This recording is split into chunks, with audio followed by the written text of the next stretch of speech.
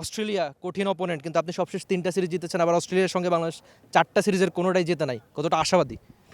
আমি অনেক কনফিডেন্ট, যেহেতু আমরা লাস্ট 3টা সিরিজই জিতেছি, এই মাঠে আমাদের খেলেছি এবং আমরা প্লেয়াররাও ভালো শেপে আছে এবং সবাই খুব ভালো কন্ট্রিবিউট করছে টিমের জন্য, ব্যাটিং বোলিং দুইটাই। এবং অ্যাজ এ ক্যাপ্টেন হিসাবে আমি অনেক কনফিডেন্ট টিম নিয়ে। বড় ট্রাম্প কার্ড কে? সবসময় আপনি বলেন যে ক্রিকেট টিম গেম, কিন্তু থাকে তো ক্যাপ্টেনের মাথায় একটা দুটো নাম, কে জেতাবে এই সিরিজ আপনাকে? সবশেষ দুটো সিরিজের সিরিজ সেরা কিন্তু নাহিদ রানা।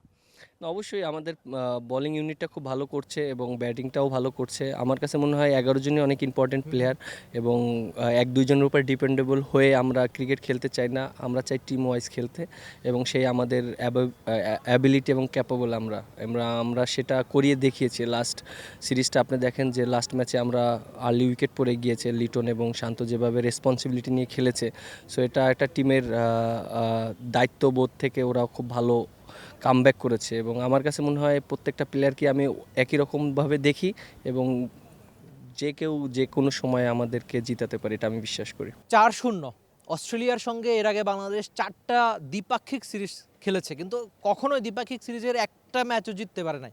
3-0, 3-0, 3-0, 3-0, এটাই 4টা সিরিজের রেজাল্ট।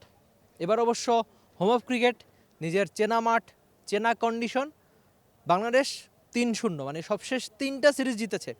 এবার কি হবে নাকি আরেকটা জয়? মেহেদী হাসান মিরাজ অবশ্য বলেছেন একটা দল হয়েই খেলতে চাওয়া তার। দেখা যাক মেহেদী হাসান মিরাজ কতখানি এই চ্যালেঞ্জ উতরাতে পারেন। বাংলাদেশ কি পারবে অস্ট্রেলিয়ার সঙ্গে ওয়ানডে ম্যাচ জিতে শুরু করতে, কিংবা সিরিজটাই জিতে নিতে এই হোম অফ ক্রিকেটে? পারবে কি team Tigers? Rifat Emil, T Sports, Dhaka. For more updates, subscribe to our YouTube channel and click on the bell icon. Follow us on Facebook and Instagram. Download T-Sports app to enjoy exciting games and highlights. Visit tsports.com.